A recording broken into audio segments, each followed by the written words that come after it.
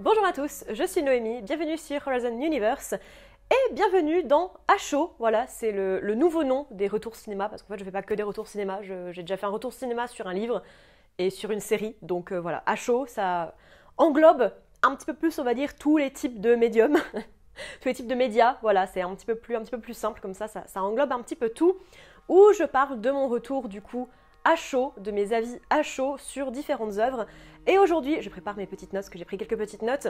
Je viens parler de The Last of Us, une série qui est sortie sur HBO et chez nous en France sur Amazon Prime, qui s'est terminée il y a quelques semaines de ça, peut-être un peu moins d'un mois. Et voilà, j'avais envie de refaire un petit tour rapide pour remettre un peu dans le contexte. J'ai joué au premier jeu quand il est sorti, voilà, à sa sortie ou un petit peu après. J'en ai des souvenirs un petit peu vagues, même si du coup je me suis remise un petit peu dedans là. Voilà, je me suis remise un petit peu dedans là. J'ai refait quelques petites recherches pour confirmer ce que j'avais en tête. J'ai jamais joué au 2, j'ai vu des let's play du 2, mais je n'y ai jamais joué moi-même. Je suis pas une énorme fan de Last of Us, même si j'apprécie énormément voilà, l'histoire, tout ce qui se passe, parce que ça reste un des meilleurs jeux, je pense, on peut le dire, de ces dernières années. Et voilà, pour remettre un petit peu dans le contexte, pour ceux qui ne savent pas ce que se passe dans Last of Us, c'est un jeu vidéo à la base sorti en 2013, il me semble, où l'humanité fait face à des infectés qui sont touchés par un spore en fait dans l'air, et en fait tu deviens infecté, tu deviens plus ou moins un zombie, hein, voilà, on va simplifier ça à l'hyper extrême, tu deviens un zombie.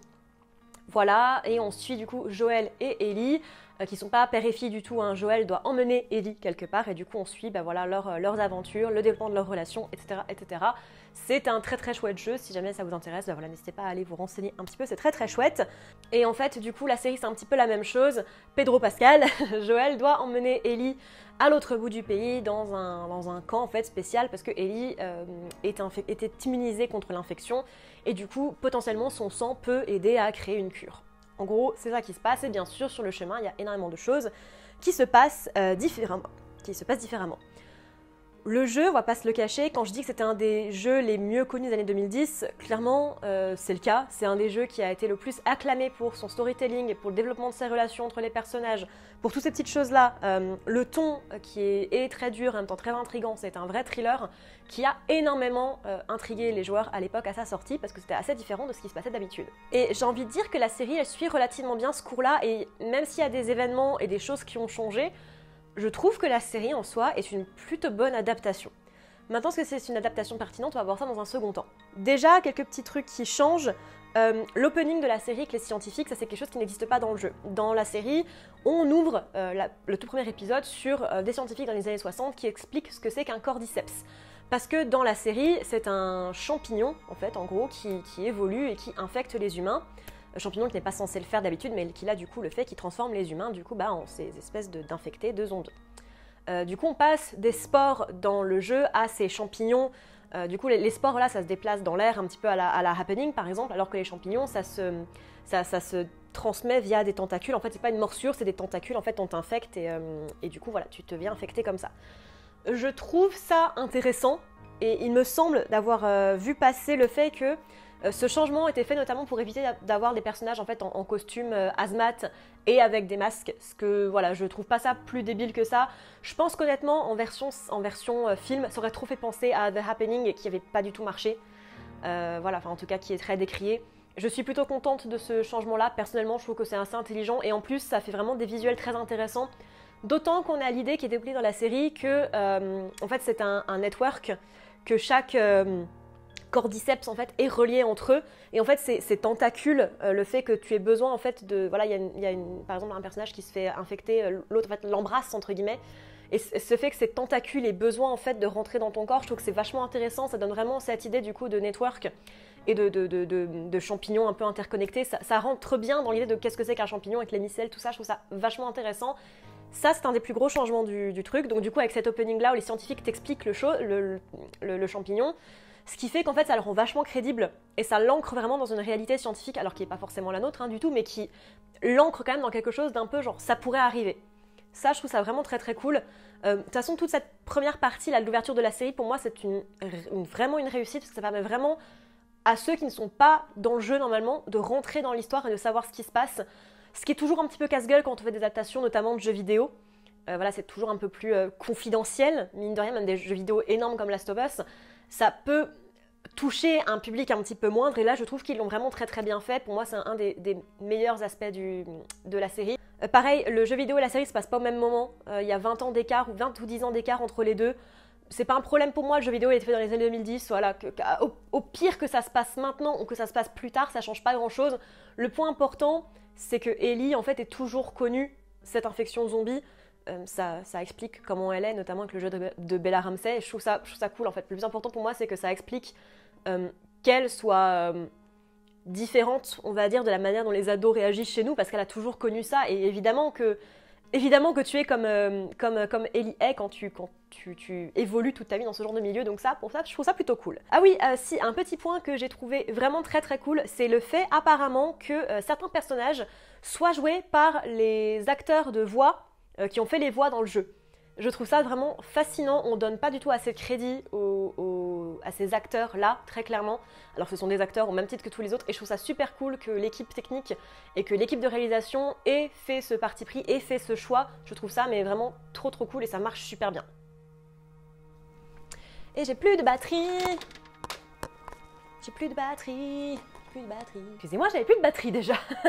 Un des points aussi que j'ai le plus aimé dans la série, c'est tout ce qui tourne autour du personnage de Joël, que Pedro Pascal joue à la perfection. Pour moi, il ne pouvait pas avoir un autre acteur que lui qui jouait.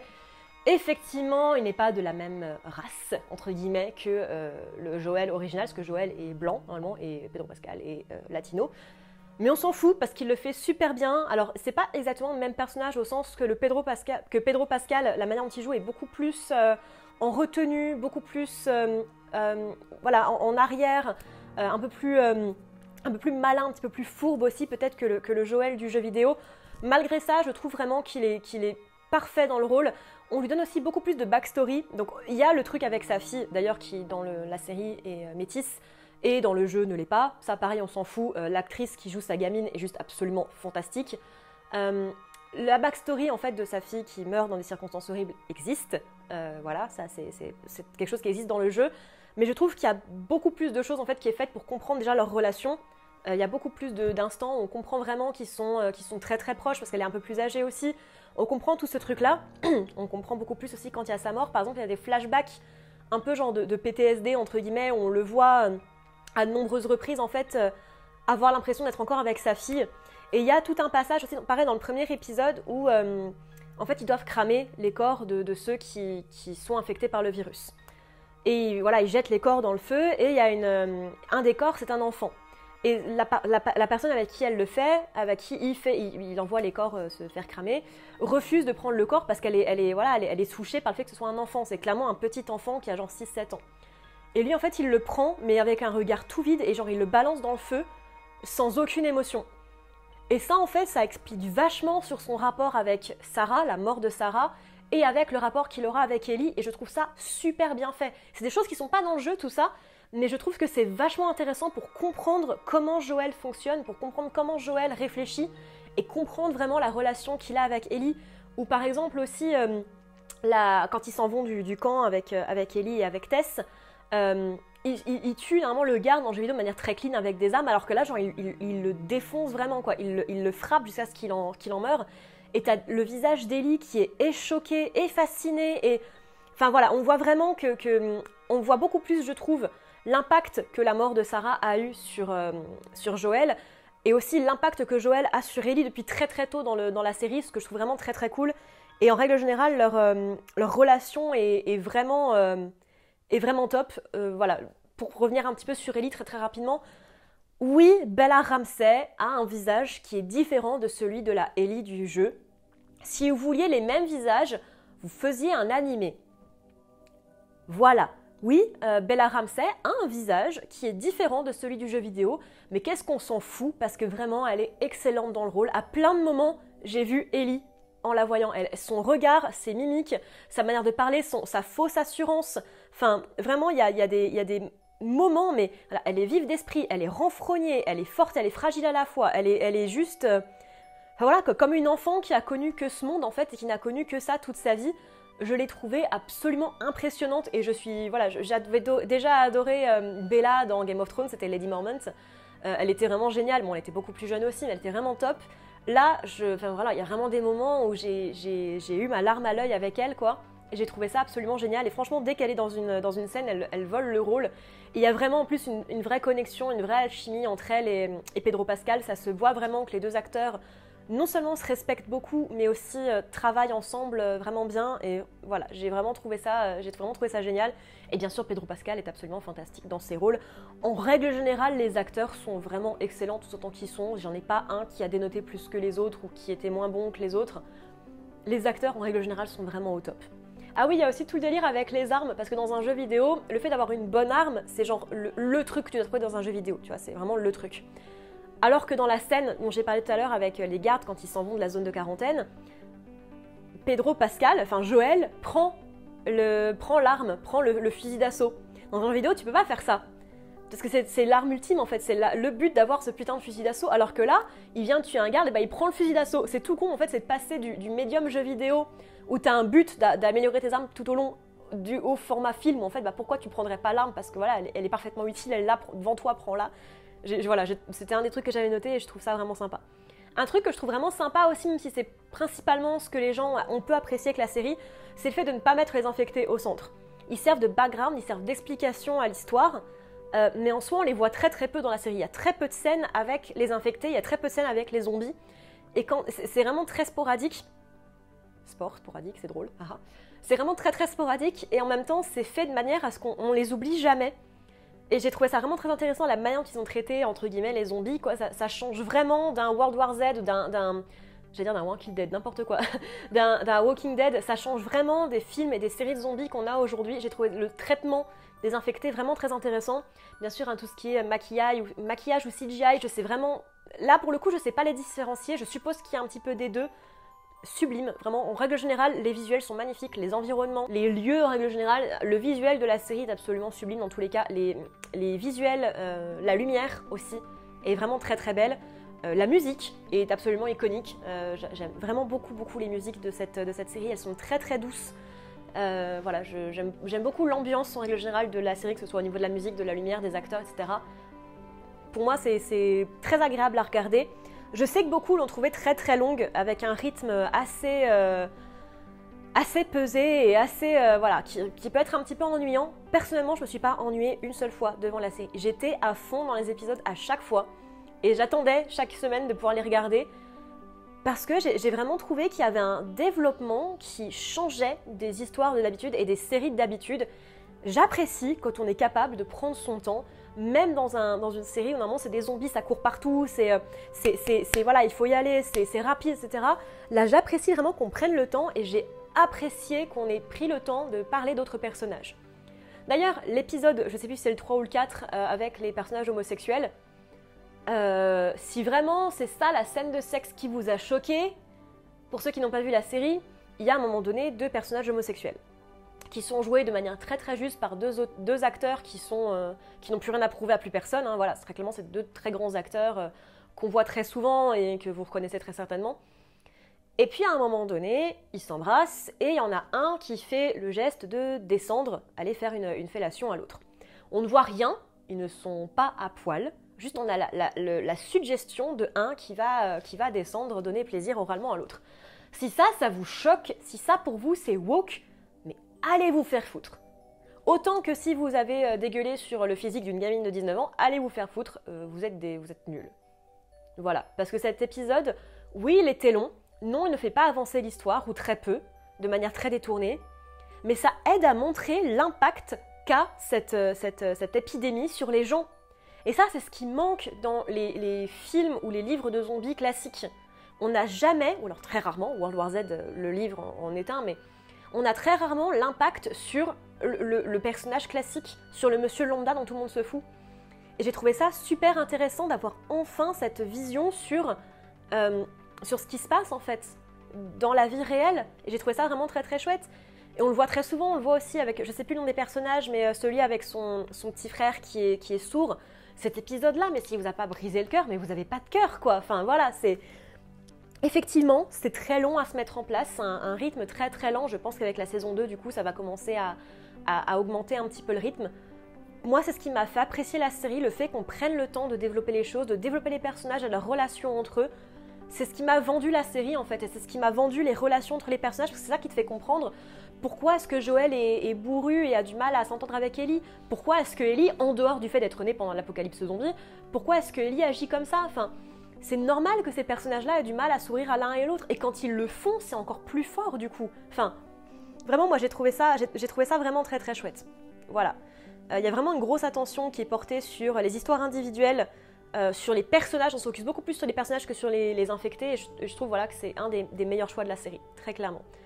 Et je trouve dans l'ensemble que la série est non seulement très respectueuse du jeu vidéo, ce qui est cool parce que tu as quand même envie d'avoir une certaine dose de respect, mais d'un autre côté elle a quand même un propos en elle-même parce qu'elle change quand même des choses. D'un côté elle rend aussi une histoire qui n'a pas forcément été accessible à tout le monde, accessible à un plus grand nombre, mais en plus je trouve qu'elle a vraiment un propos. Elle développe l'histoire des jeux vidéo, elle entoure quand même vachement plus, je trouve qu'il y a beaucoup plus de background, il y a beaucoup plus de backstory dans la série que dans les jeux vidéo. Après on n'a que la saison 1, hein, c'est normal qu'on n'ait pas encore assez, mais je trouve vraiment que même s'il y a des choses qui sont un peu différentes, par exemple Joël un petit peu plus réservé, Ellie qui n'a pas la même tête, les acteurs qui peuvent changer de couleur de peau, tout ça, au final on s'en fout. Même si le rythme est différent, ce qui est normal, c'est pas du tout le même médium, je trouve vraiment qu'il y a et d'un côté un grand respect du jeu vidéo, et de l'autre côté la volonté d'aller plus loin que le jeu vidéo et la volonté de donner quelque chose de plus. Pour moi, de ces dernières années, je trouve que c'est une des adaptations de jeux vidéo les plus respectueuses que j'ai pu voir. Et encore, j'ai commencé Halo, je l'ai jamais fini parce que bah voilà quoi. J'attends de voir du coup avec Donjons et Dragons si on peut le mettre dans une adaptation de jeu vidéo, enfin une adaptation de jeu en règle générale. Lara Croft, Uncharted, tous ces trucs-là, enfin voilà, c'était pas fameux quoi. Et ben là, je trouve vraiment que voilà, il y a quelque chose de très très beau dans cette série. On te montre vraiment que même s'il y a des infectés, qu'il y a une infection, une invasion zombie, en fait c'est les hommes qui sont les plus cruels entre eux, qui font du mal aux autres. La série elle est ultra humaine, elle est ultra forte, elle est très poignante. Et vraiment, oui, elle est très longue. Pour moi, vraiment, il y a un vrai propos à cette série. Elle a vraiment quelque chose de différent, elle a quelque chose de fort. C'est une des séries les plus jolies et les plus douces que j'ai vues récemment, en même temps les plus violentes et les plus cruelles aussi. Je dirais pas que c'est la meilleure série que j'ai vue récemment, parce que c'est pas du tout le cas. Mais franchement, je l'ai trouvée vraiment très intéressante. Je trouve que c'est une adaptation intéressante. Est-ce qu'elle est utile? Est-ce qu'elle a un propos? Je dirais que oui. J'ai vraiment trouvé qu'il y avait quelque chose d'intéressant avec cette série. Et je vous encourage à la regarder, même si vous n'avez pas joué aux jeux vidéo. Si vous n'avez pas joué aux jeux vidéo en règle générale, je vous encourage vraiment à découvrir cet univers qu'est Last of Us, parce que c'est vraiment intéressant. Encore une fois, voilà, le côté très doux, en même temps très violent. Il y a une ambivalence et une ambiguïté très lourde dans cette série, comme on le voit avec le personnage de Joel notamment, mais j'ai trouvé ça très très intéressant. Autre point, et après j'arrête, le point que j'ai trouvé le plus intéressant entre la série et le jeu vidéo, c'est le personnage de Tommy. Parce que Tommy, en fait, dans le jeu vidéo, il arrive sans vraiment qu'on en parle. Là, il y a tout un background avec Tommy, et en fait, c'est ce qui fait se décider Joel à partir. C'est pas juste « Ah ok, tiens, j'emmène la gamine à l'autre bout du pays », c'est de toute façon, il allait chercher son frère. Et en fait, son frère, il y a vraiment une grosse relation avec lui, et quand on le retrouve, c'est un moment fort dans la série qui n'est pas dans le jeu vidéo. Voilà, tout le personnage de Tommy, enfin la relation entre Tommy et Joel est vraiment très intéressante, et j'ai trouvé que c'était un des meilleurs changements du jeu vidéo par rapport à la série. Même si, voilà, encore une fois, j'ai pas joué aux jeux vidéo depuis très très longtemps, donc il y a plein de choses sûrement qui me sont passées complètement au-dessus, et de toute façon, le but, c'est pas de faire un versus dans cette vidéo, c'est de parler de mon appréciation à chaud de la série. C'est pas si à chaud que ça, mais voilà, pour moi, c'était plutôt une réussite. J'ai vraiment hâte de voir la saison 2, j'ai hâte de voir ce qu'ils vont faire. Visuel cool, environnement sympa, acteur au top, musique très très jolie, très belle photographie. Pour moi, c'est une très très belle réussite qui effectivement plaira pas forcément à tous, mais qui a un propos, des choses à dire, et si c'est votre truc, ben allez-y, vraiment. Voilà, n'hésitez pas à me dire ce que vous en pensez vous-même en commentaire. Je ferai très prochainement également un HO sur Star Trek Picard qui se termine dans les prochaines semaines. Donc voilà, ce sera, je pense, le prochain HO que je ferai. J'en ferai un aussi potentiellement sur Mandalorian. Il faut que je rattrape les 3 saisons du Mandalorian, donc je pense que j'en ferai un aussi à la suite. Voilà, c'est tout pour moi. J'espère que cette vidéo vous aura plu. C'est une vidéo très très rapide. Je vais sûrement dire toutes les 5 minutes parce que je vais pas faire un montage de ouf. Voilà, c'est juste une petite vidéo à chaud pour vous faire patienter pour les prochaines et aussi pour vous donner un avis rapide sur la série, même si je ferai un versus quand la série sera terminée. Voilà, j'annonce. Voilà, c'est tout pour moi et moi je vous dis à bientôt dans l'univers.